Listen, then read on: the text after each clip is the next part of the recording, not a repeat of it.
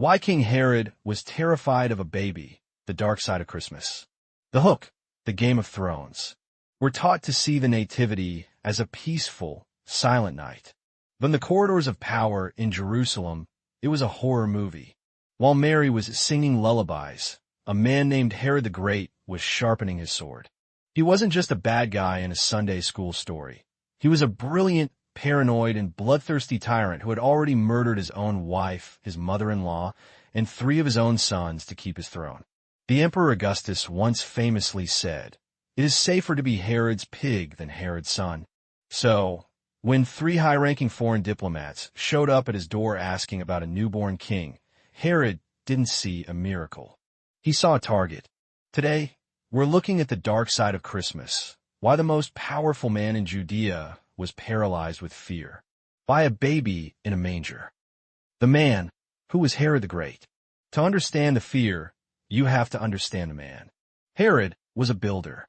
He built the greatest port in the Middle East at Caesarea. He built the mountain fortress of Masada. He even expanded the temple in Jerusalem into one of the wonders of the ancient world. But he was an outsider. He wasn't fully Jewish. He was an Edomite appointed by the Roman Senate. The people hated him, and he knew it. By the time Jesus was born, Herod was in his 70s. He was suffering from a painful, terminal illness. He was losing his grip. In his mind, everyone was a conspirator. When the Magi arrived, they didn't just bring gold. They brought a political nightmare. 3. The threat. The Magi weren't just travelers. Forget the 3 kings on lonely camels. The Magi were high-level priests and astronomers from the Parthian Empire, Rome's greatest rival. When they arrived in Jerusalem, they likely came with a massive military escort. Imagine a foreign diplomatic convoy rolling into Washington, D.C. today and asking, "Where's the real president?" That title, King of the Jews, was Herod's official title given to him by Rome. By asking for a child with that title, the Magi were essentially telling Herod, "You are a fake. The legitimate heir is here." Herod wasn't just scared of a baby. He was scared of a coup d'etat backed by a foreign superpower. The dark climax, the massacre of the innocents. Most people skip this part of the Christmas story because it's too dark for a pageant.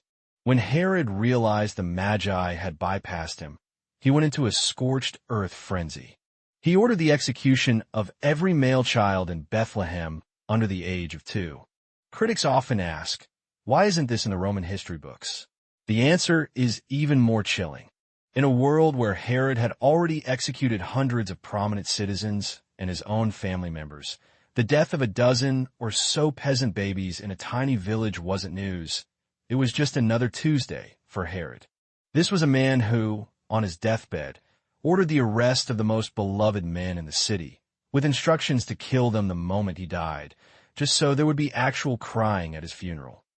The contrast, power versus poverty. This is the ultimate irony of the dark side of Christmas. You have the most powerful man in the region, backed by the Roman legions, living in a fortress. And he is terrified of a baby sleeping in a feeding trough. Herod had the palaces, the army, and the gold. Jesus had a carpenter father and a teenage mother in a refugee crisis. Yet, 2,000 years later, we name our children Jesus and Joseph, and we name our skin diseases Herod's evil. The story of a nativity isn't a silent night. It's a story of a light coming into a world ruled by monsters. Conclusion: the legacy of fear. Herod's fear tells us more about the real Christmas than any greeting card ever could. It tells us that this story was always about a clash of kingdoms. It was about a different kind of power, one that doesn't need soldiers or palaces to change the world. So, when you see a nativity scene this year, look closer.